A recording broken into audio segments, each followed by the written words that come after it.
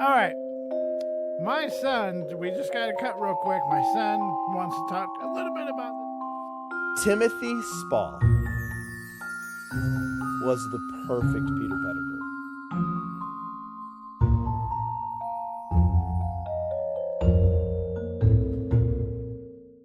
Welcome back, witches, wizards, and muggles to Squib's Corner. As always, I am Jeremiah. And I'm Andrew, and this is our final episode of anything related to Book 3, Harry Potter and the Prisoner of Azkaban. That's right. I had to fake being scared. This is the movie review. My least favorite episode. It is. It is my least episode. However, yes, go on. However, I like to point out parts of the movie that I think they do well on. So I'm not just a movie curmudgeon over here. I give credit where credit is due. However, this if you listen to the movie's review for 1 and 2, I'm not kind. So, before we get into it, what are your overall thoughts for the movie of Harry Potter and the Prisoner of Azkaban? You know, it's difficult because I have two trains of thought. It's like what? It's like two different things. Well, that's the thing. Like, if I look at the movie as somebody that's not read the books, I'm like, cool, pretty good entertaining. movie. You get enough information in there. There are definitely things in the books, in the book, that we get more emphasis on. Oh, definitely. Yeah. And one of the things, like, you know how we talked almost ad nauseum, like in the book, we don't get a lot of the Buckbeak storyline for it to be really, you get even less of it in the movie. Yeah, for how much we, like, even the last half of the book, we're like, oh my God, this is so good. The movie did not do it justice. Yeah, you're just like, that's even less of the Buckbeak story. Yeah. However, Let's get into it. Let's get into it. Well, first of all, we would like to thank everybody for listening or watching or however it is that you're getting Squib's Corner, because this is just awesome. And you know what? During this episode, if you can comment on a platform or if you're watching it on YouTube, why don't you tell us if you liked the book or the movie better? What did you like about it? What did you not like about it? We would love to hear your opinions on. Sure. Because it's a big difference. And as we go on, the differences get even bigger. So we would love to hear from you. That being said, Andrew, take it away. Let's start off about how the very beginning of this movie, before a word is spoken, upset me greatly. What? We see the Warner Brothers logo, and you get super excited, and then you hear this, whoa, whoa, and we zoom in to see Harry Potter doing magic. Yes. Outside of school. We have talked about that before. Number one, very first thing. Not only is he doing magic, but Lumos Maxima is a spell that makes noise. We have talked about that before, and we just kind of assumed that Lumos is not enough to put a track or anything on it. I don't understand. That's what we assume. I like don't how understand. it brought me back to when I was a little kid and get tucked in. I go turn the TV back on. I hear footsteps. I run up, turn the TV on, get back in bed. And, right when they open up the door and pulling the blankets over my head, it reminded me of that. So that was kind of cool to bring it back like that. But Yeah. Okay, so we start off with Harry doing magic out of school. I'm already upset. I'm already like, this is the worst movie my eyeballs have ever laid eyes on. Well, so then seeing that, and then seeing Vernon walk in, and he can obviously see that Harry's moving. I'm like, why How did you not like? Not that's out of character for you. Yeah, in character for you checking on him, but you should have known something was up. Like, yeah, he can either hear the spell or sees the light under the. It's enough to upset me. It's enough to upset me. So then we fast forward to the next scene is the Marge scene. Now I think Aunt Marge was cast and acted perfectly.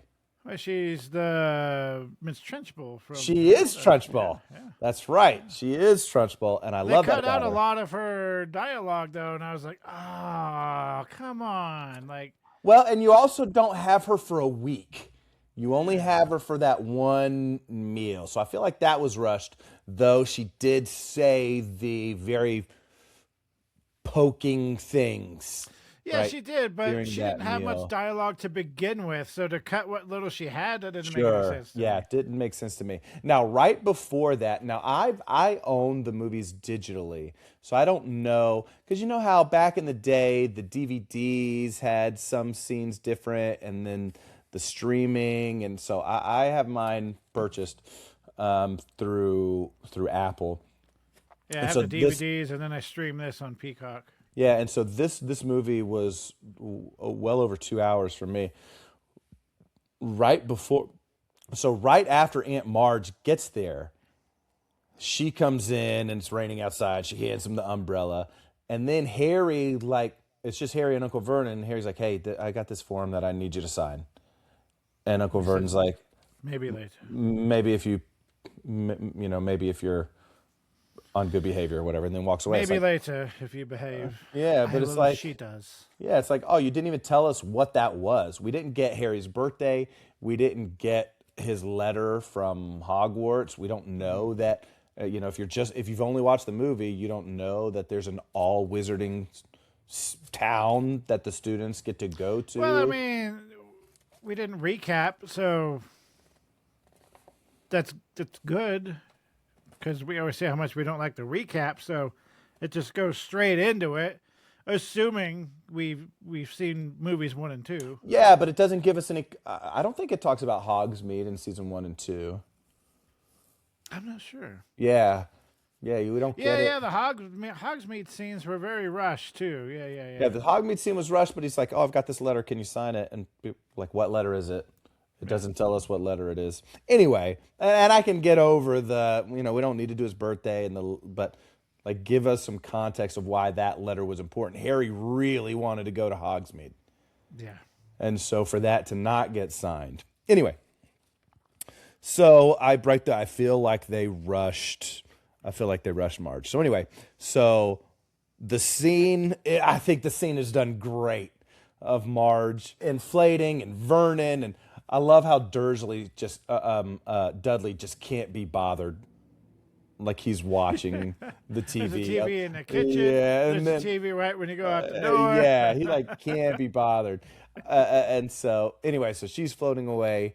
Harry gets his trunk, comes down, leaves. He runs out. So he goes, and right before the night bus scene, he sits down on the wet pavement. I didn't like that. That made me very uncomfortable. He sat down on the wet pavement, and then the light above him starts flickering, and then the wind picks up, and it's like the merry-go-round starts going. Like things start moving. You're like, you made this super creepy. And then he sees Padfoot, right? He sees the big black dog come through, and then the dog growls and barks at him. And you're like, I get they're trying to make it look ominous, I guess. Yeah, but it doesn't make sense. It doesn't make sense. The dog, Padfoot, would not have growled, nor would it have barked at him. Yeah. It's like they're selling it. They're selling it, and then you look back and you're like, yeah, but you didn't need to sell it. You'd show a hulking dog come out, anyway. I also don't like the fact that you just stick out your wand arm to call the night bus. I still wonder, how many places does the night bus go to that people they did not call the night bus? I know, false alarm. Yeah. False alarm. Okay. The night bus and the night bus scene, perfection. Yeah, it was pretty good. Changed nothing. Loved it. You could have added Oh, you want hot chocolate? It's this. Toothbrush? It's this. I love that they have the chandelier. Yeah. I love like the acting is great. Even the speed, and then going through the other buses, and then the stopping for the old lady. Great. Love all the night bus stuff. In the movie, we learn about Sirius Black on the night bus. In the book, we learn about Sirius Black on the television. Now, we don't know from the television that it is a wizard. We don't learn that until the night bus. But in the movie, we don't learn anything about Sirius Black until the night bus. Yeah, we didn't get much of the Dursleys in this. We got none. We only got the Marge scene. Yeah, because that would have been a real nice scene to put in there with Sirius Black on the TV. Love the way Vernon. What? Wait, they're not told us where he is. Like, well, what's happening here? And he's to look at the filthy state of him. Yeah, man, that would have been a good thing to put in there for him. So now we get to the Leaky Cauldron, and Tom is now a hunchback. When we first meet Tom, he's just a normal barman, cool. Now he is a hunchback. Yeah. Cool. We see there's a common theme in here. There's 4 or 5 instances where there's two people in the Leaky Cauldron. In this movie, we get a lot of people doing magic without their wand. Mm-hmm. So the guy is stirring his cup of his drink with, pointing at his thing. There's no wand. Yeah, I love that. Yeah. And then there's the guy that's cleaning. They do that in Bruce Almighty. Yes. Yeah. And then there's the guy who's cleaning up the table, and he like flicks his hand at the table, and the chairs start going on the table. Well, with wand lore, you could do wandless magic if your wand's on your person. I see. So, yeah. We never talk about that in the books. No. So, but we'll just assume they have their wands on them. We're going to assume that this movie's not canon.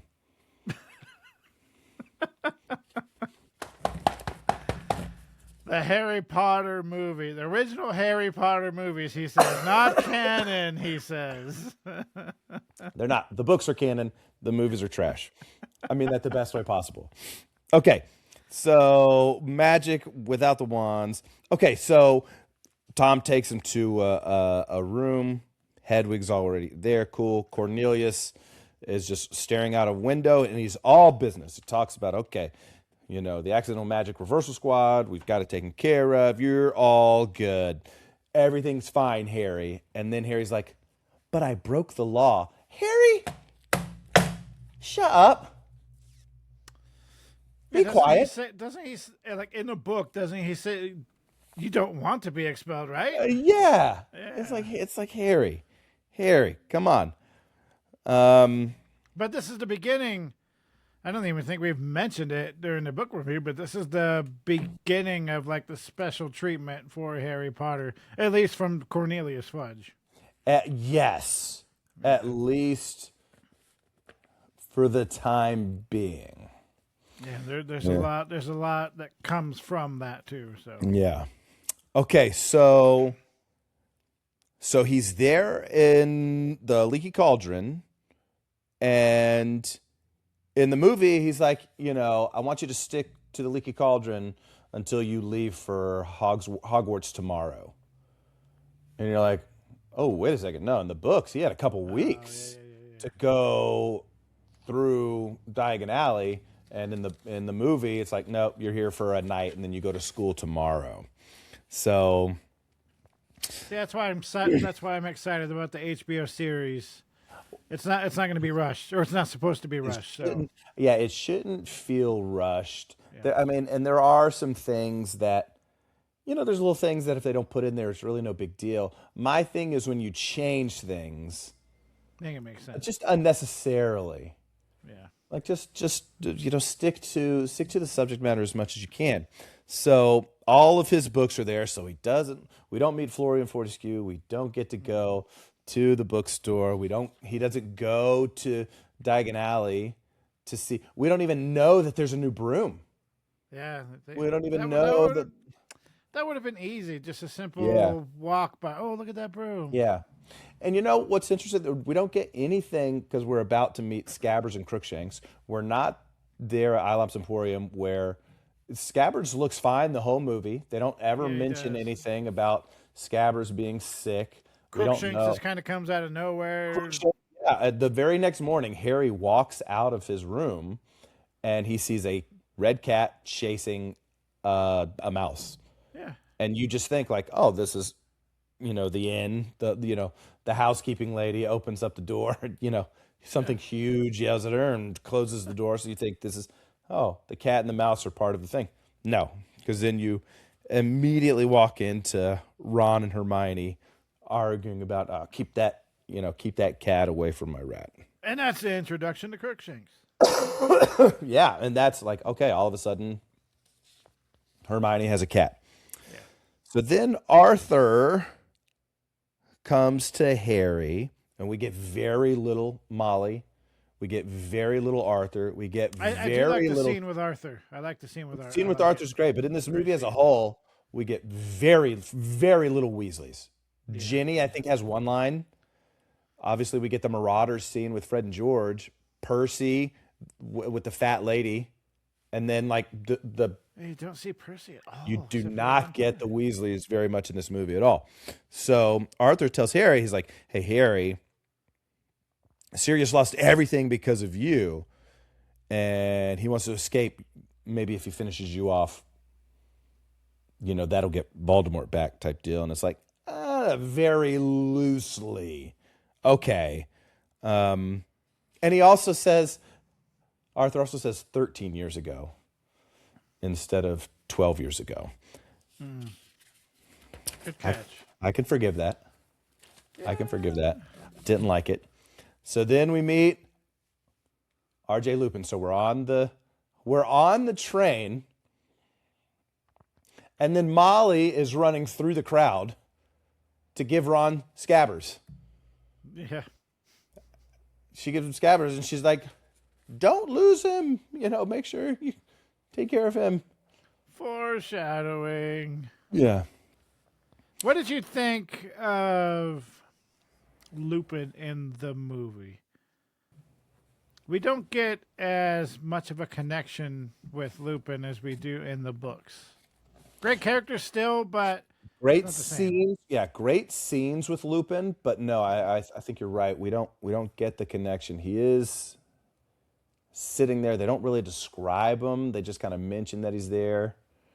And then, they kind of go throughout their thing. Yeah. The Dementor scene was great. Was really well done. Yeah, the effects in this movie were pretty good. Way better than the first and second movies. Like they leveled up with the effects. Yes, but it was a little weird. They made it seem like the Dementor was doing the Dementor's kiss. Like it was like breathing in, and Harry, started to fade and go into. I guess I can get that. I mean, trying to make that look at the time, look the way it's supposed to look, might have been kind of difficult. I expect it in the reboot, but yeah.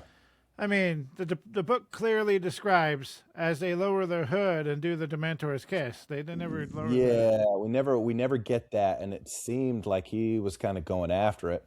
And then you hear a woman scream in Harry's head. I would love for them to go back and just put in the scream from. And a little bit of talking from book 7, like from movie 7, like the actual scene that they shot with Harry's mom and dad. Go in and put that in there. They got more creative as the movies go. Yeah, so it's like I'll just go back, get rid of the scream that you put in there, and then put the one from movie 7. Yeah, I didn't really like the scream. Well, and especially it almost like they made it blend in with the train horn. Yeah, a little bit. So it was like a weird transition, and then he wakes up. Either way, the Dementor's great. One thing about this book, the movie, is that the book, they say it gets cold in the book, but water freezes super quick in the movie when the Dementors are water, around. flowers, grass. They just everything around they them. freeze super quick. Okay, so Harry passes out, wakes up. They get to Hogwarts. Our first time seeing Michael Gambon as Dumbledore. Yes, which was very. So my question is why, and I've always wondered this, and I'm sure it's been asked a million times. Why is he dressed like that? Why did he go from this glorious, magnificent outfit, look, everything about him shouted, elder wise wizard, and this, no offense against hippies, but he looks like a hippie, not a wizard. So that's what I get when I see him. That's a good question. You're a hippie, Dumbledore. You're a hippie, Dumbledore. Okay. I think he looks. No offense to him either, rest in peace. But I think he died a couple of years ago. Yeah. Yes. I think he looks terrible. It was really difficult to go from Richard Harris to Michael Gambon. I mean, we all know the reason behind it. So yeah, Richard Harris passed away, so obviously they needed. He was going to get replaced, but that was. I don't think talk he about was the best drop one. shock. Drop shock right there. Like, what a terrible look they gave him. Yeah. I love the professor's tables. You've got Snape. Then Hagrid stands up and knocks everything over. You've got Snape, then Lupin, and then you've got two random dudes. And then you've got McGonagall, Hagrid, Flitwick, and then another random dude. So now, I will say this.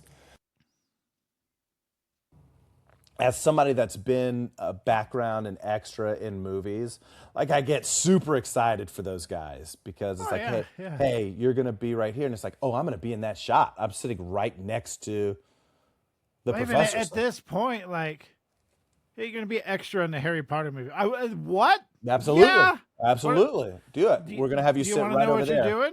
You want to know what you're doing? No. I don't care. Put me in, coach. Put me in, coach. Okay. So then they go up to the common room. Pop quiz. What's the first password? Fortuna Major. There we go. They go up, they go inside, and they're walking. And then some random ghost is walking down from the boys' dormitories. I did notice throughout the movie, or at least a couple times, the Headless Hunt was in there. We did have the Headless Hunt. I mentioned that in here. And I've never noticed it before until I just randomly looked up and went, oh, he's holding a head. Oh, that's the Headless Hunt. Well, and if you've never read the books, you don't know about Sir Nicholas's Death Day party. Yeah. And that's where we meet the Headless Hunt. Yeah. So you're just looking at these like, oh, some weird ghosts are doing their thing. No, it's the Headless Hunt. Very cool. But yeah, just some random ghost is walking down, and he's like adjusting his clothes. Maybe it's Peeves. Wouldn't be the first time. But I was like, really weird. And then they play some game up there where they're eating candy, and it. That was kind of cool. I it was nothing. And like through Harry's ears. Cool. Looked like a fun time. I mean, yeah. And then, what did you think? I think it's right after this. The random bird flying around for a long time. What did you think about that random scene that was in there for no reason? They kept coming back to the Whomping Willow over and over in the movie. Yeah, I mean, I get that, but it was just like, okay. Yeah. But the bird, you follow this bird for like 10 seconds. And Hagrid tries to swat it, and then it's just only to be killed by the Whomping Willow. Yeah, I was what was the point? They could have just transitioned into the next scene. So now we go to divination. We go to Trelawney, played by Emma Thompson, who's masterpiece there. And this is the first time that Hermione appears out of nowhere. So I feel like, remember, so we didn't get the schedules at breakfast. We don't get Ron and Harry reacting to Hermione's schedule. So up until this point, we don't know it's a thing. Yeah, that's true. So her just being there, it's like, oh, where'd she come from? And I hope in the reboot they do this a little bit better. Like, maybe point out that she wasn't there. Like, they didn't make it obvious. There has to be a setup, like you were just saying. Yeah, it wasn't where'd you a come huge from? thing. Was she? Yeah. She was supposed to be like, I don't know. It'd be kind of cool if you could just see her walk in or appear or something. You know? Yeah.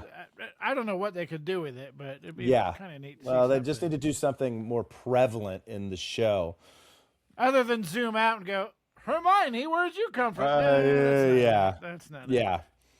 Okay. She puts out of nowhere, and then the random black dude. That guy's awesome. He has two of the greatest lines. And what's funny is... And he's also in Hogsmeade when they go down there for the visit. He is. He's in Hogsmeade, and he's got some sort of... he's got that like super serious look on his face all the time. Like he thinks everybody's up to something, and he's trying to spot it or something. Yeah, so they're like, oh, you've got the Grim. And the black dude's here, and he's like... it's the omen of death. He's doing it. People are like, "Oh, dang!" And then, such a good job, and then later he's like, "Catching Sirius Black is like trying to catch smoke, like trying to catch smoke with your bare hands." He's like, "Bro, drop! You are my friend. I can't wait for you to react to every situation." We should find out who he is. See if he's ever been in anything else. So I saw him on IMDb. I meant to click on him, see if he was on anything else, and I was a slacker and I didn't. Okay, so now we go down to Care of Magical Creatures. Everybody laughs at the Monster Book of Monsters. Cool. The Buckbeak scene was great. I was going to say, I think Buckbeak this was whole great. Scene was great. The only thing that's... the classes in this year have like every house together. Yeah. It's not just Gryffindor and Slytherin. And then when you go to Defense Against the Dark Arts here in a minute, it was just Gryffindors. But you've got Ravenclaws and Slytherins in there. You got a ton of people in there. So the Buckbeak scene is great, but there was only one hippogriff. Yeah. And so in the book, obviously, it's a herd or a flock, whatever you would call them. In the book, he flies him around the paddock. In the movie, he goes everywhere. Flies them all around. He goes all over the place, which looks great. Scene. Yeah, it's a great scene. Yeah, it's a great scene. Yeah, I'm not mad about it. So what do you think of Hermione in that whole scene? Because there was a time where she steps forward after Draco gets scraped, and you could see the time turner. Oh, really? Yeah. Oh no, I didn't see that. I didn't pay attention to that. And I think there was one other scene where she was kind of stuffing it in her shirt. You didn't really see what it was, but she was stuffing something in her shirt. But there is just right there out in the open. Interesting. No, I didn't notice that. It took me a while to notice it. Not this time. But... Okay, so now we cut forward. Defense Against the Dark Arts. That scene was cut way too short. Right, so the he just walks in, window, turn to page 394. No. This is the first one, the Bogart. Defense Against the Dark Art. Number one, the Boggart's already in the Defense Against the Dark Arts classroom. It's not in the teacher's lounge. Fine. Well, I also didn't like that Harry clearly turned the Bogart into a Dementor. But then the later scene, I wasn't sure if it was going to be Voldemort. Yeah. It was a Dementor. Yeah, you saw it. That kind of ruined continuity error, I think. That, and you only got 4 people participated. Yeah. So you went from Neville to Ron to Padme, we can assume, to Harry. And then he's like, okay, that's enough for today. I still would like to see Hermione go, because I know at some point she sees a Bogart and it's McGonagall telling her, or you failed. Yeah, you failed. So I thought that was cut way too short, and I was very upset that you see the Dementor. And I love after that Harry and Lupin get to speak because everybody's gone to Hogsmeade. Harry and Lupin speak. They talk about his parents. They talk about he sees the Dementor. Can you help him? Different things like that. Great scene. All the scenes with Harry and Lupin, you love Lupin as that mentor, father figure, professor. Yeah, I get everything's a little sped up. Like he learned super sped up. Patronus charm really fast, and yeah. I did notice a huge error at the end, and I'm going to write it down so that I don't forget. Write it down so that you don't forget it. Yeah. So then we fast forward to the fat lady has been attacked. Her picture has been attacked. And they're all kind of swarmed there. Dumbledore's there. Filch is there. And they're like... And so Dumbledore tells Filch, call the ghosts. We need to find the fat lady. And Filch looks around. No need, she's right there. You're like, bro, thousands of pictures, and she's hiding behind some sort of hippo warthog, all this stuff. So then they go talk to her, and she's like, it was... And even how Dumbledore handles himself there. He's running up, move. I'm like, that's not the Dumbledore we all know. Yeah. Why'd you guys do that? Yeah, I mean, you get used to him, but man, drop shock, real bad, real bad. Yeah. So okay, so now everybody's got to sleep in the Great Hall because I don't like this scene. I just don't like it. I don't care. Yeah, it was rushed. Well, especially with Snape and Dumbledore talking about Sirius Black, talking about stuff out loud, in a room full of kids. Everyone's there. Yeah. And Shut then up. Go talk somewhere else. And then the enchanted ceiling at the end of that. I thought it looked kind of neat. But it shows the Milky Way as we see it from Earth. Oh, I didn't pay attention to what it was. I'm like, it shows the Milky Way as we see it from Earth, and then right next to it, you see a spiral galaxy. So you see two galaxies. Like if if the enchanted ceiling shows what the sky looks like outside, that galaxy was ginormous. Well, you gotta know Dumbledore's goofy too, so he probably just does whatever. So we see two galaxies in the ceiling. I was just like, is this who edited this? This is what happens when people don't read the books. Yeah. And they get put on projects. Well, okay. Real quick before you move on, we just did the end of the book review, and I said Snape was out of character the whole entire book.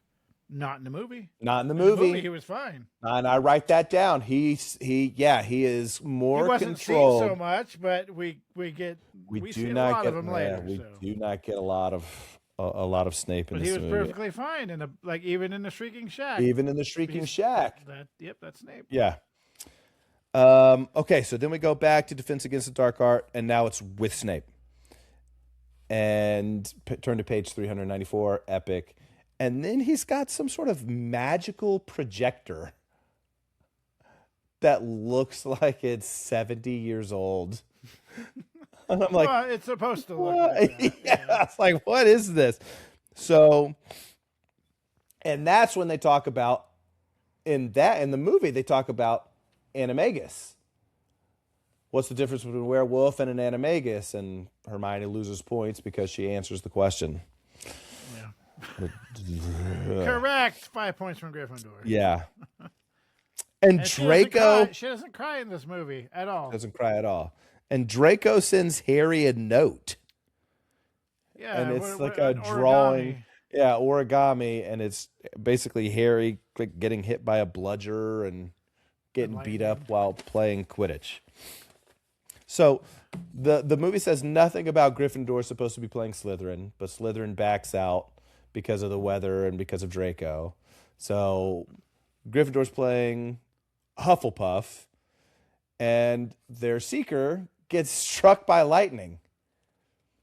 Yeah. But that is not the actor that plays Cedric Diggory in the fourth movie. That's why I was wondering, because we did the book review and we had mentioned something about Cedric Diggory, and I was like, I don't remember him ever being mentioned in the book, but yeah, in the book he was. Yeah, in the book he's mentioned just as a Seeker, and it paints a good picture of him because, in the book Cedric catches the snitch before realizing that that's right. Harry, and so Cedric's wanted to wait to introduce him to the fourth movie, huh? You truly get to know him in the fourth movie. Huh. Yeah. which I think is another cool it thing. Wasn't Cedric. Yeah. Yeah, was definitely not Just Cedric. some random person. Who gets struck by lightning? Arresto momentum. So then, and does Dumbledore use his wand when he does Arresto momentum? It's Dumbledore, no. No, he just uses his hands. But Harry sees the Dementors, and he flies higher. I love the little backflip he does, though. Yes. I love it. Oh, like a little so great to get away from him. Like he's going up and up and up, and like, bro, you need to go down and down and down. You need to not get further from safety. Well, then as he goes down, he kind of just gives up. Yeah, he does that a couple times. You know he can speed up going down. Yeah. And he just kind of gives up. Yeah. Yeah. Didn't necessarily like how they did that scene. The graphics were great. The CGI, the whole scene looks great. Even the Quidditch, everything. Yeah. Way better. They stepped it up. And we didn't see Padfoot at that game. We see the clouds form a Grim. But in the book, we see the Grim, we see Padfoot in the stands, and that freaks Harry out. Okay, so now we're in the hospital wing. Harry wakes up. He's got Ron and Hermione and Neville and people there, and then there's just this one random black girl standing with them. Like she's the only one we don't know. And remember, as somebody that's been an extra in a background before, I love her. I can hear her as, hey, I want you to stand right beside Rupert Grint and Emma Watson. Okay.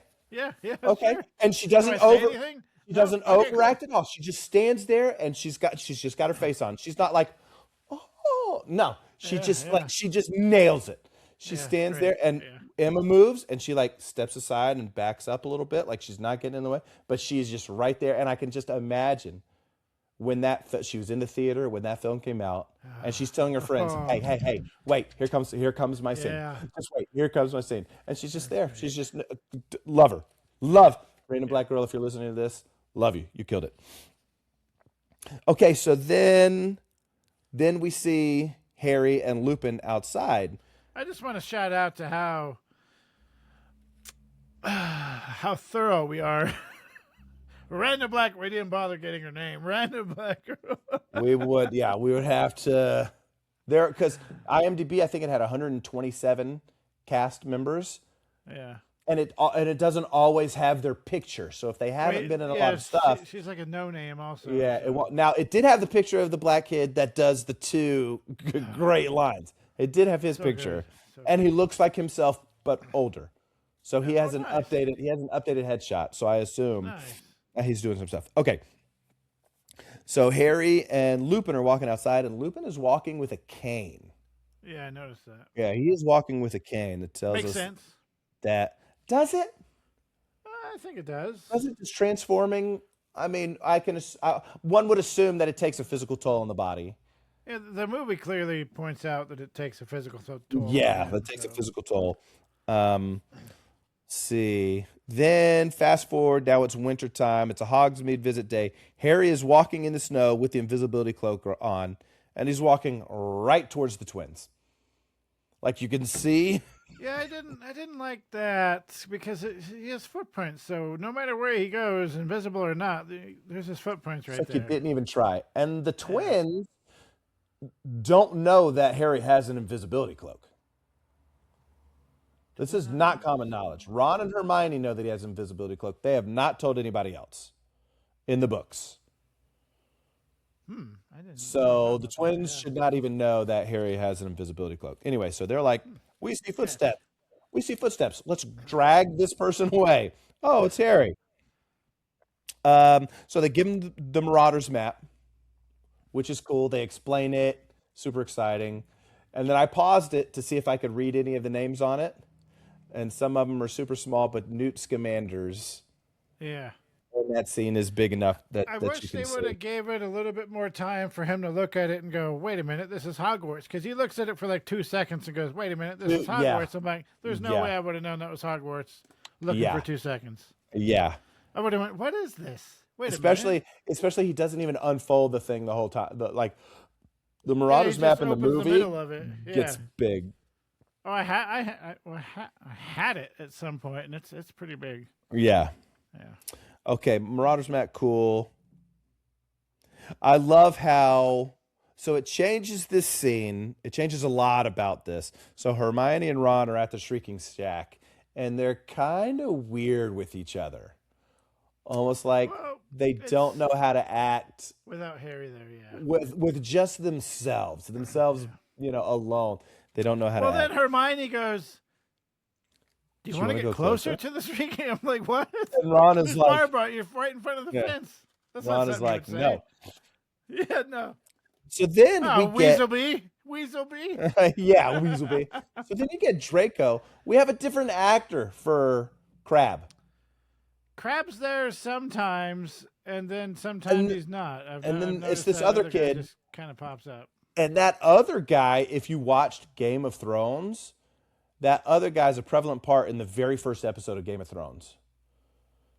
So it's kind of cool to see him. He's in the first episode of Game of Thrones. If you've watched it, he's taken the black. He's one of the men. He's one of the watchers on the wall, and he deserts because he sees a White Walker, and Ned Stark beheads him in the very first episode. So it was so wild to see him because you're like, number one, you're not Crabbe or Goyle, whichever one it is. The other kid was. He got taken out eventually because stuff. Yeah, but he's there in. But I noticed in this movie it's back and forth. Yeah. And I don't know who that kid is. They never mention his name. It just says in IMDb. It just says Slytherin boy. I mean, it just says Slytherin boy. So let's see. So Harry comes and he scares them away. Snowball's not mud. And then he like drags Draco towards the Shrieking Shack. I didn't notice footsteps that time. Harry's dragging him, but there's no footsteps from Harry. Yeah, it's maybe because they're like, there's no footsteps anywhere. Fast. Yeah. I thought that was weird. So then they leave. Obviously, they don't see Harry's face. So Draco does not run back up to the castle to tell Snape. That does not happen. We don't even see him by the one-eyed witch or nothing. Never see the one-eyed witch, though they mention it. Yeah. But Hermione was super cool. Hermione was super cool with Harry being in Hogsmeade. And in the book, she's totally against Harry being in Hogsmeade. Yeah. Hermione's super cool. So then they're going through Hogsmeade. He is not wearing the cloak. No, and then Madame Rosmerta, I swear she stares right in his direction. I'm like, bro. Yeah, but I don't believe she's ever met Harry Potter at this point. Yeah. But I'm sure she's seen him in the paper. Anyway. And then he goes upstairs and opens up the door, and all they do is just shut it. Yeah. They don't. Well, and he goes in under the cloak, and then Ron and Hermione can't come in because the Shrunken Heads are like, oh, no kids in the Three Broomsticks today. Yeah. And you're like, on a Hogsmeade day, Madame Rosmerta is going to make it a no-kid zone. I like how Fudge almost... Because he was breathing very loudly, and then Fudge kind of looks up. And yeah, so there's no Hagrid there, but, that's how Harry learns about Sirius Black, and that's when he's like, gets rage about Sirius. Fudge, he looked too together. I would have liked Fudge to look a little bit more confused. Sure. He looked too together. He was too. Yeah, I didn't. He was ready to get drunk, though. Yeah, he was. He was ready to get drunk. It took him a while to give that other glass to McGonagall. I was like, is he going to drink both of them? We got very little McGonagall in this movie. Yeah. Very little McGonagall in this movie. And then they tell Rosmerta, like even in the books, how does Madame Rosmerta not know anything at all about the situation? Like nothing. Like nothing about the whole entire incident that everybody in the world knows about. Well, she knows about the incident. She doesn't know that Sirius Black was best friends. Well, no, she does. She does remember that Sirius, because even in the book and in the movie, she's like, yeah, when you saw one, you saw the other. It was James and Sirius. And Peter. They kind of seem like friends, so why? Yeah. It's just weird that she doesn't know. So okay, so Harry learns about this. He goes outside and it's like, I'm going to kill him. So now we fast forward. What did you think about his crying? It didn't sound like him while he was walking. It sounded like pouting. Yeah, it sounded terrible. Then, the cloak's off, completely dry, completely white. You just... Well, what's wild is like she terrible. like grabs the cloak and then pulls it off from the front. Yeah.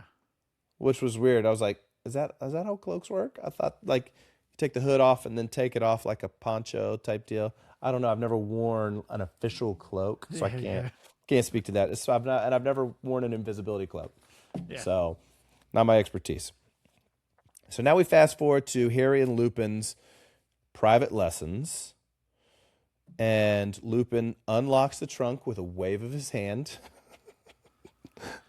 No wand, just a wave of his hand.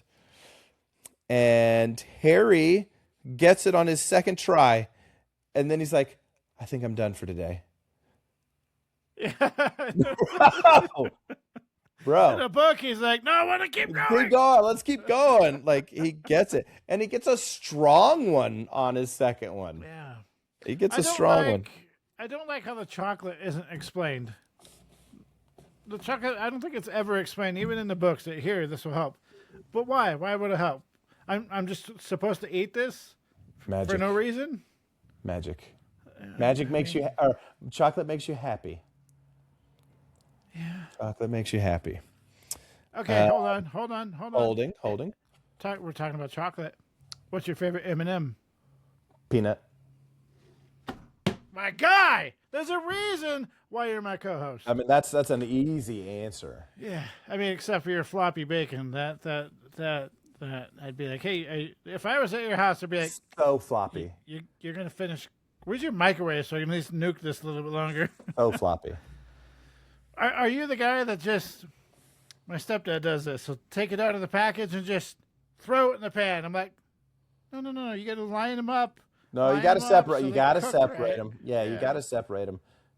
Yeah, you got to separate them. Cooking bacon takes forever. Oh, now, I still make sure that it's cooked, but if it starts to get rigid, I'm like, well, this is trash. What? No. This is trash. This is not worth my time anymore. This is mine has the consistency. Feed this to the peasants. Mine has the consistency of potato chips. So. Oh dear. Oh, that's terrible. Yeah. Oh my gosh. That's the best. Okay, let's see. And then so back to Harry. Your daughter does that too. I noticed when we were doing the quiz, if there's a pause, she'll start making noise like you do. Like, what do we got? I'm like, I got to find where I am. So Harry, when he doesn't get it right on the first time, they're like, okay, he's like, what was the memory? He's like, the first time I flew on a broom. And Lupin's like, you're stupid. That's not nearly happy enough. And I'm like, bro, like, first time riding a broom would be cool. So then he's like, okay, cool, let's do it again. Then he does it again. And he's like, what was your memory? He's like, it's just talking to my mom and dad. I don't even know if it's real. I don't even know it's a real memory. It's like, you had plenty of good memories. Yeah. And they're like, let's just make one up. I mean, it helps you give like the sense of like, oh, my parents, so. Stupid. Okay, so then we fast forward. Now we learn that Scabbers is gone. Ron and Hermione are arguing. Scabbers is gone. I bet it was your cat. There's no evidence. There's no blood. There's no nothing. It's just now out of nowhere, Crookshanks, Scabbers. And you know what we don't get in this movie? We don't get that Scabbers or that Crookshanks is actually an above intelligent creature. That scene would have been so easy to fix too. He could have came down with a bloody looking blanket. Yeah. How hard would that have been? Now you just made Ron look like an ass. We don't get that that Crookshanks is smart. And then we see Hagrid and hear like Hagrid was at a hearing with Buckbeak. So we don't know the last giant moleskin coat and that tie and Noah walked in. He's like, "Why does Hagrid look so different?" I said, "It's the coat." And so the last thing that we see is with Buckbeak is Hagrid's taking Draco up to the hospital wing. That's the last thing that we hear. And then Hagrid says this. Buckbeak's been sentenced to death. I wrote that down. I wrote that down. Buckbeak's been sentenced to death. Yes. But even after that, they don't talk about an appeal process. They don't talk about anything. So then we fast forward, and it's nighttime, and Harry's looking at the Marauders map. And who does he see on the Marauders map? Albus Dumbledore. Peter Pettigrew. Yes, I know.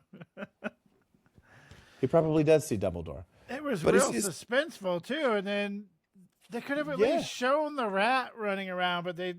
Oh, my reflection! Yeah. So Peter Pettigrew's on the map. Didn't happen in the book. Didn't happen in the book. Then, number one, now he's wandering the halls at night with no cloak on. No invisibility cloak.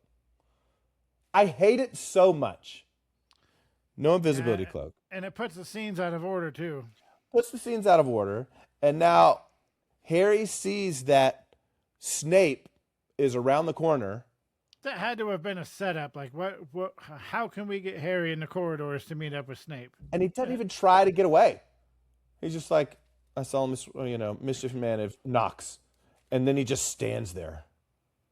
I do like that he said Knox. Something about that makes me go, yeah. Cool. Yeah, cool. Yeah. So Harry doesn't even try to get away from Snape. And then you got the scene, turn out your pockets. What's this paper? Reveal yourself. Then Lupin comes, and Lupin, then Lupin comes. It's like, I'll investigate. Harry, follow me. Harry, like, I'm surprised you didn't turn this in. Like, your parents died for you, right? So we get that. It's out of order, but we get that.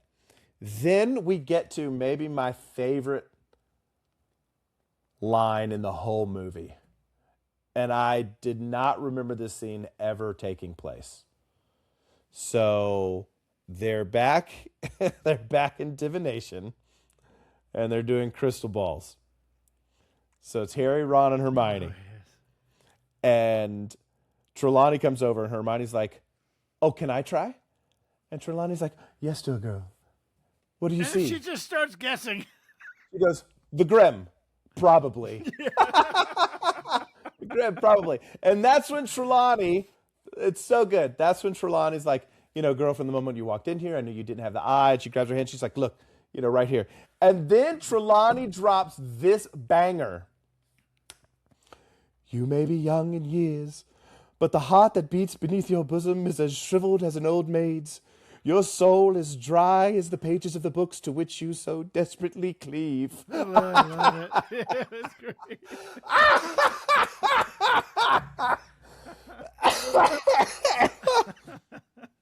I was like, stop. Wait a minute. Back it up. Yep, it's a great scene. And I would do the same thing. Like Harry, Ron, and Hermione would be like, yeah, I don't see anything in this stupid thing. I'm just going to say something. The Grim, probably. It's the Grim. So it's then... It's her favorite thing, and we've pointed that out. And Hermione, she's right there, at least in the movie. And one thing that we're missing in the movie is that we don't get all of the little predictions that Trelawney makes that come true. True. There's a lot missing. Yeah, there's a lot. We don't get that. They really hollowed out this movie. They did. They really did. If you didn't read the book and you watch this movie, you're just like, okay, cool. We got to say, Sirius Black, all that jazz. But it's like there really is a lot of stuff in there. So Hermione, she's like, okay, I'm done with this class. She gets up, she knocks the crystal ball over. Petty. There's no ladder. It's a spiral staircase. Yeah, no ladder. She just kind of walks out the door. Yeah. They're walking downstairs. Harry picks up the crystal ball and was like, hey, let's take this back. And Ron's like, I'm not taking that back. And so he goes up, and that's when Trelawney makes the prediction. Not at the final exam. Yeah, she makes the prediction right now. The servant of Lord Voldemort, he's going to come back more powerful than ever. Again, he tells no one this. Yeah, he doesn't even, it's not mentioned at all after this. None at all, not once. Yeah, doesn't tell anybody this. So then they're going to go down. Again, it's a different Goyle. they go down, they talk to Hagrid, and Hagrid's like, oh, by the way, look who I found. Scabbers.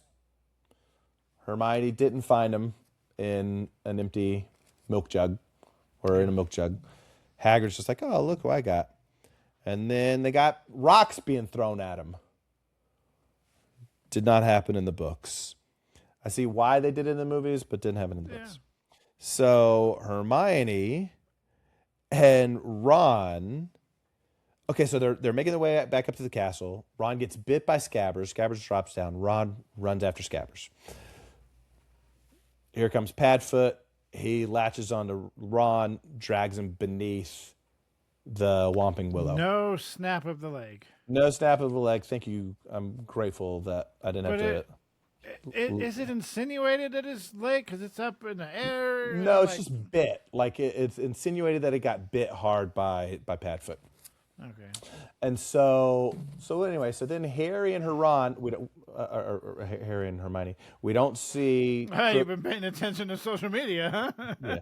Or the news. We don't see Crookshanks come and stop the Whomping Willow. Harry and Hermione try to get through.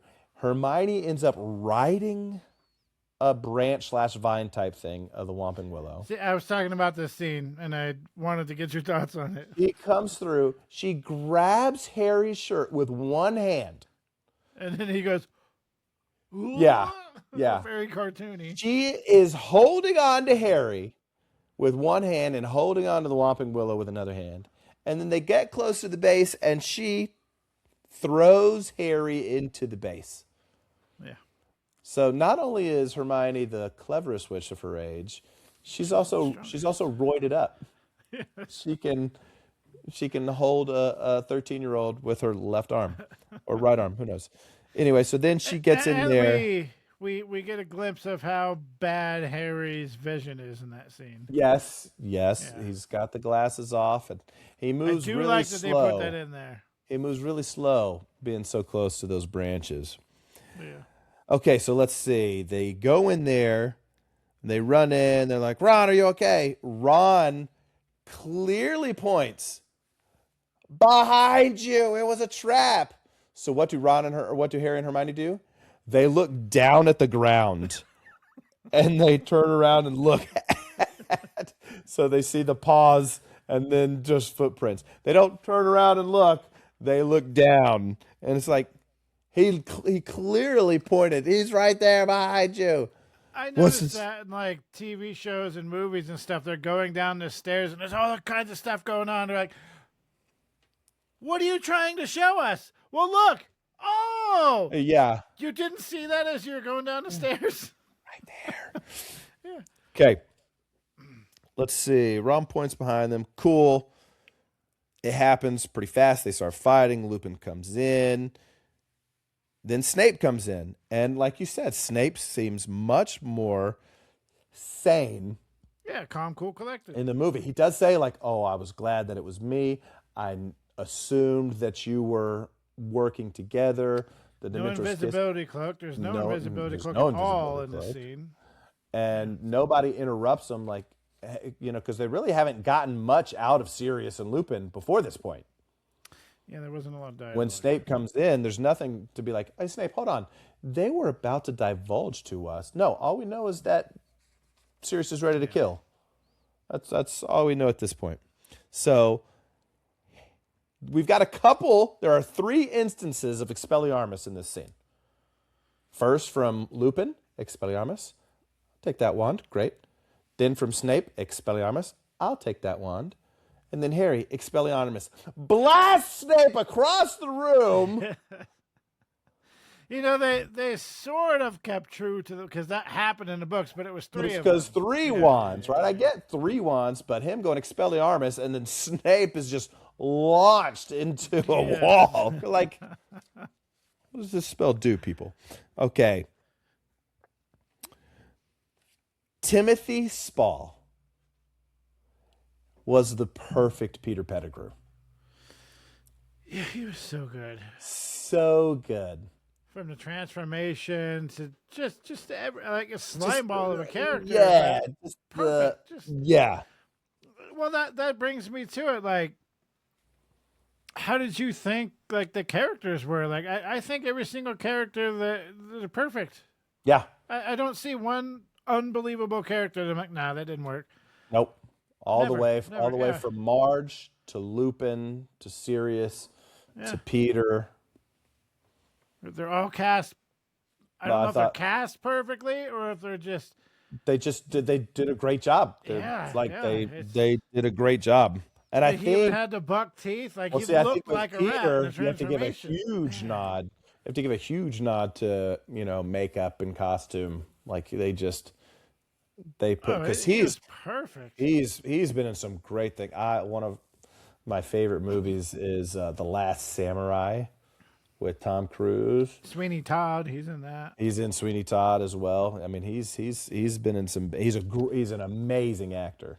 Amazing. The one thing I kept thinking throughout these scenes is because Peter's been a rat for 7 years, 12 years? 12 years. And he gets right up in their faces and he's talking. I'm like, oh, imagine how bad that smells. and then when they get out and Sirius and Harry are standing talking, I'm like, oh, just imagine the smell. Like he probably smells. He looks terrible, so he probably smells terrible too. Yeah. So they go out. They obviously they don't leave the Shrieking Shack in the order that they do in the book. Right in the book, Ron and Lupin are shackled to Peter Pettigrew. That's not how it happens. But anyway, they come out and they in the movie they just leave Snape. Yeah. In the Shrieking Shack, they come out. They all come out. Snape is not there. And so what I thought was interesting when Lupin is transforming and Sirius goes to him, he's like trying to talk to him. Lupin, Remus. You're true. Your heart is right here. Like you are this, all this stuff. Good lines. Yeah. Good lines. Lupin drops his wand. Peter Pettigrew picks up the wand, and when he picks up the wand, he points it at his head. Peter Pettigrew picks up the wand, points it at his head, and then Harry, maybe Expelliarmus something, drops the wand. And he's pointing it at Pettigrew, and then Pettigrew, waves, and then he transforms. Why did he point the wand at his head? Was he about to suicide? I think it makes you think that you need the wand to be able to transform. But he's been living without a wand. Yeah. Or maybe he has had a wand. I don't know, but. Yeah. All right. My son, we just got to cut real quick. My son wants to talk a little bit about this movie. Got some questions. Yeah, he's got some questions for me. I have a real hard time with him trying to get him to sit down to watch the movie. So, yeah. What's your question, Noah? So, I don't know, but it seems like Sirius Black is kind of nice to Harry Potter at first. And then I bet in other movies, he's kind of mean to Harry Potter. And then, but in the third movie, I kind of realized he's kind of nice at first, then he becomes mean. So I'll tell you this. To be fair, he hasn't watched the rest of the movie. And that's okay. So Noah, Sirius Black is Harry's godfather. So he loves Harry very much. So in the third movie, he is super nice to Harry. Then we don't see Sirius Black very much in the fourth movie. But in the fifth movie, in the fifth book, we see Sirius Black a lot more. But Sirius Black isn't allowed to leave his house. Okay? He's not allowed to leave his house. So he can't go outside. He can't go grocery shopping. He can't help his friends because they're doing a lot of stuff, right? He can't help out. So if you, Noah, if you weren't allowed to leave your house for months and months and months, how would that make you feel? Oh, I wouldn't like that. And Sirius didn't like that either. He hated being cooped up in his house. He hated not being able to help. So while he wasn't angry at Harry or anybody else, he was just kind of in a bad mood because he couldn't go outside. He couldn't do anything. Does that make sense? Yeah. So we do see him in the fifth movie, kind of just short-tempered. So you're right. Yeah, you're spot on, bro. And then I kind of realized when Severus Snape was trying to do something, he's like, Harry Potter's like, Expelliarmus, and then he went. Yeah, he flew across the room, which I'm sure, I don't think Harry was trying to do that. I think he just wanted him to drop his wand, but I'm sure there was part of Harry that was super happy that his spell made Snape fly across the room. I guarantee it. Those are some good insights, Noah. Good insights. Yeah, Andrew's pretty good at explaining stuff, huh? Yeah. I was talking to him about the bootstring paradox. No. bootstrap paradox. Okay, so perfect. Pettigrew picks up the wand, points it at his head. That was weird. Then he transforms. Okay, I thought Lupin's transformation was pretty good. All the effects, even Peter, like Scabbers turning into Peter, like everything was like, I can't remember. Like, what is the year this movie was made? Man, if I had to guess, because 1 was 25 years ago, so 3, you're probably looking at 2004, 2005. Your first guess was spot on. 2004. 2004 was the release date. Yeah, so 22 years ago, which means that the editing was 23 years ago. It's between movies 1 and 2, night and day difference with the editing. I think, yeah. Anytime you have a first movie, it's a coin toss. Yeah. Right? It's a coin toss. And so once the popularity. Was terrible. So bad. So bad. So then I think it was easy for the Quidditch to be fine in this one because we only got one game and we really only saw 2 players truly fly. Yeah. So, but even that looked good. Yeah, it looked great. Yeah, Buckbeak looks great. Scabbers turning into Pettigrew turning into Scabbers. Lupin's transformation. I think at one point somebody was holding Scabbers, kind of going like this with him. I was like, what are they? What are they doing? No telling. Let's Snape. So Snape comes out of the tunnel. Protect. Which remember, they're supposed to come out under the Whomping Willow. Yeah. Right, but we don't. It looks like they just kind of come out of a rock. So I'd have to go back and watch it. It doesn't look like they're coming. Does not look like they came out the base. And I would assume Sirius or Lupin hit that. Would have if they did. They would have. And there was no Crookshanks there. No Crookshanks at any of those scenes.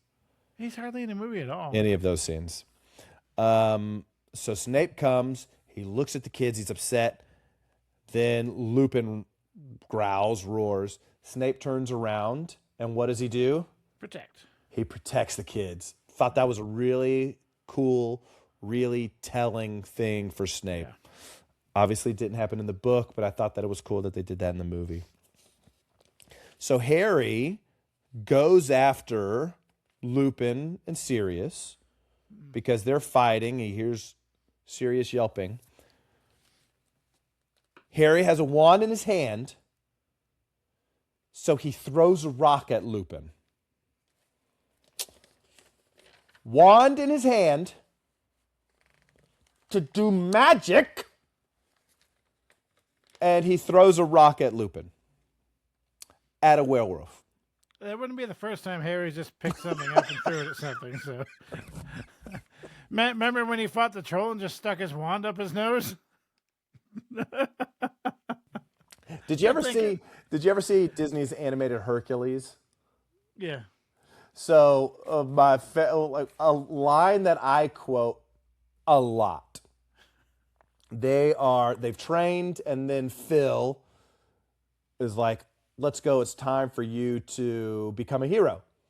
So the first thing they see is Meg getting basically kidnapped by like the centaur, right? Yeah. And so Hercules is like, feels like, a damsel in distress. So Hercules walks up, is like, unhand her, and he gets hit by the centaur and kind of beat up a little bit. And then Phil from the side, it goes, use your head, kid. And Hercules is like, use my head. So he runs as hard as he can and just rams the centaur with his head. And it goes flying and all this stuff. And it feels like, yeah, way to go, kid.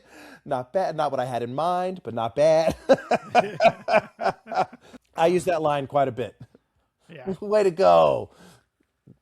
Not what I had in mind, but not bad.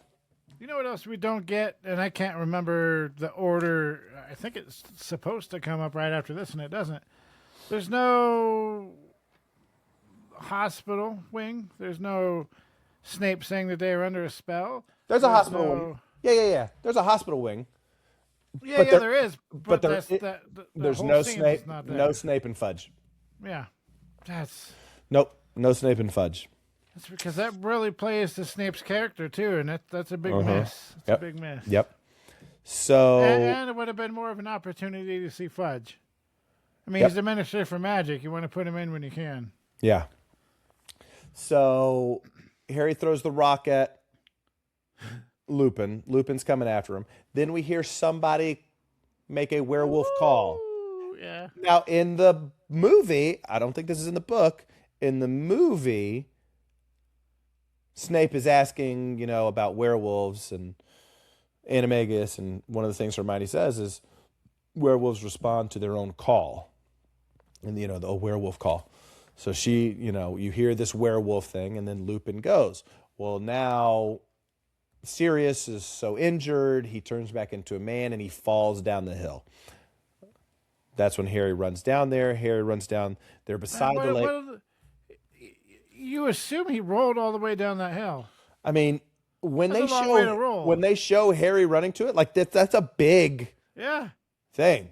Yeah, I was like, oh. No wonder my guy's unconscious down there. Yeah. Rolled down a mountainside. So Harry gets down there. There's no Hermione with Harry. No.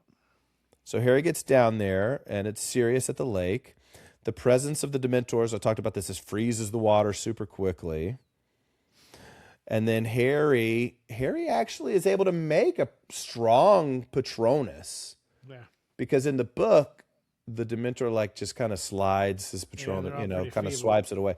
But it kind of stops him, and then he just seconds, and then he just stops. Yeah, and then he just Expecto Patronum, it's working. I give up. And then he just stops. And so you're like, okay, cool. So then he looks over, he sees the stag, but the stag just stands there. Yeah, it's not the stag doesn't move. You can see someone behind it. Yeah, I think eventually it starts walking. It just turns into a big beam. Yeah, it just does this big pulsating thing, and then the Dementors leave, and then Harry passes out. What? Okay, well, what do you think about him passing out? That happens in the book. Yeah, but the way he passed out, it just looked like he lightly laid his head on the ground. Yeah. Every time I see that, I go, "Oh, come on, that's the best scene they had. Best take they had." Yeah. So I don't like that the stag didn't run around and chase the Dementors away, but the pulsating was still cool. It felt very powerful. Yeah. It's a cool way to do it. So then Harry wakes up in the hospital wing. And he just blurts out, Hermione, I saw my dad out there. My dad saved my life. My dad saved my life. It's like, Harry, they're about to perform the kiss on Black. Yeah. Very quick, very rushed. So again, no conversation between Snape and Fudge. Yeah. And then Dumbledore comes in. Oh man, they missed a golden opportunity with Poppy. All of that was great. I can see why it's not in there. But it was good. No Madame Pomfrey. And then Dumbledore says Sirius Black is in the topmost cell of the Dark Tower. Cell, not classroom. Cell. So I get that he's in a cell. Cool. But The Dark Tower? What is this, a Stephen King novel? See, I always assumed he was in the astronomy tower or something like that. I mean, No, he's just on the 7th floor. yeah. He's in Flitwick. He's in 13th window on the left or something. from the west. Yeah. It's like he's just in Flitwick's office. So now, swish and flick. Now he's in the topmost cell of the Dark Tower. Like, we never hear about this Dark Tower. Ever. So they go back in time. Okay, yeah, we're gonna get to it. Okay. So they go back in time to 7:30, but they stay in the hospital wing. It doesn't take them back to where they were at 7:30, which was where? Do you remember? Wouldn't they be about ready to punch Malfoy in the face? So just before that, they're still inside. They're at the entrance hall. So they're kind of at the abandoned entrance hall while they're about to go down to see Hagrid. So they go down. They follow themselves. They throw rocks at themselves. Well, did you catch? So I think the scene where Hermione punches Draco. In the first scene, he runs off and he's talking, and you could hear him. My father would hear about this. But then when they come back the second time, he doesn't say that. He's like, I'm going to get that mudblood or something like that. Yeah, he doesn't say that. So Yeah, different. And I love how Harry's like, that was a good punch, Hermione. And she's like, felt freaking great. Felt great. So anyway, so they follow themselves down there, and they, Hagrid's hut now has an extension. It does. It's not just one room. It's got a wing now. They're sneaking out the second building. It's got a wing. That's only there for that scene, probably. So they throw the stones. What it looks like from the back. I know. And this is where I brought up that in the movie, Hermione did see herself. She saw her in the movie. Yeah, she thinks past Hermione thinks that she sees future self. Yeah. And so cool. And then just shrugs it off, yeah. Cool. So then they leave and they get Buckbeak. They bring Buckbeak out of there. And then what do they do with Buckbeak? They just let him go. Yeah. They don't drag him with them everywhere. The thing I don't like is they get him off and they're feeding him ferrets, which, okay, that's a little added thing, but it makes sense. They just get him right out of the scene. And then they turn around and go, where did he go? He's right there. They just run. Yeah, they just run. They're like, we've got stuff to do. We got to run. Yeah. And Buckbeak's being nice and loud. Yeah. I mean. And then they McNair talk. Just had to swing at something. Yeah. Which, happens at the book. He still swings something cool. I love that Harry's like, he's talking to Hermione, about his dad. And she's like, yeah, Harry, but your dad? He's like, yeah, I know my dad was dead, but I saw what I saw. And then he's like, Sirius and I are going to live together. Maybe we'll live out in the country where Sirius can see the stars. And it's like, bro, number 12 Grimmauld Place is really going to smack you across the face. So anyway, so then they come out. The old gang comes out of the rock. Lupin turns into a werewolf.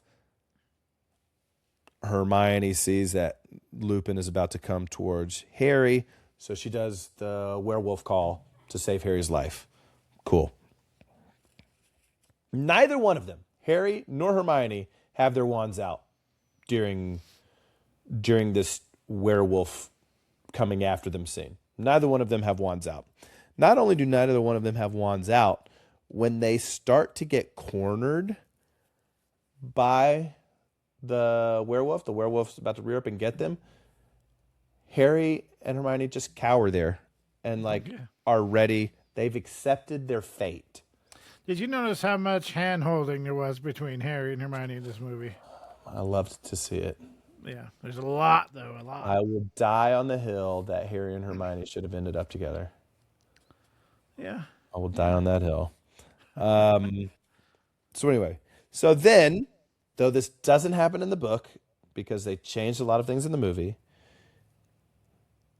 werewolf is about to get Harry and Hermione, and then Buckbeak jumps in the way, rears back, gets the werewolf. Love it. Love the scene. Yeah. Love the scene. I hate that things were changed. but Buckbeak would definitely do something like that. So Lupin runs away. Then Harry's like, we got to get to the lake. Harry and Hermione, they go towards the lake.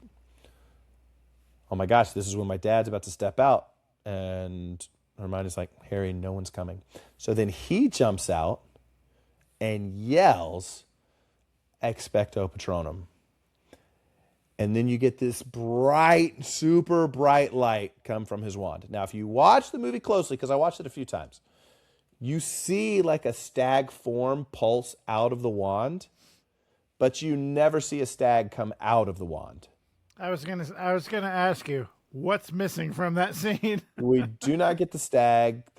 Stag. It does not show the stag come out. Now, again, if you watch it back, and you go, Expecto Patronum is like, whoom, whoom, whoom. You see the outline of a stag, the image of a stag, but a stag never fully comes out and stands there and does the thing, which was disappointing. For one of the best scenes in the series, that continuity error was... Yeah. I don't know how they messed that up. That's terrible. Harry cast the Patronus, but no stag. And then... I laughed at this one. So then... they get on Buckbeak. They fly up to the topmost of the Dark Tower. They get Sirius out. They fly down. You know, Sirius thanks. I like the little scene between Sirius and Harry. No Alohomora. Bombardo, whatever it is. And then they run up to the hospital wing, and Dumbledore's like, and they're like, yeah, we're good. We're golden. And so... it worked. What worked? Yeah, what worked? So they walk in, and in the books, Ron is out. Yeah. Ron is asleep in the books. Ron is awake in the movie. They go inside, and Ron's like, you were there, and now you're there. And how did you do that? And they're like, what are you talking about? How can you be in two places at one time? And it's like, don't gaslight my guy. He's just so... don't do that to him. Like, he literally saw you standing there, and then you came in the door. Don't. They gaslight him the whole series in the movies, at least. Not gaslight my guy there. So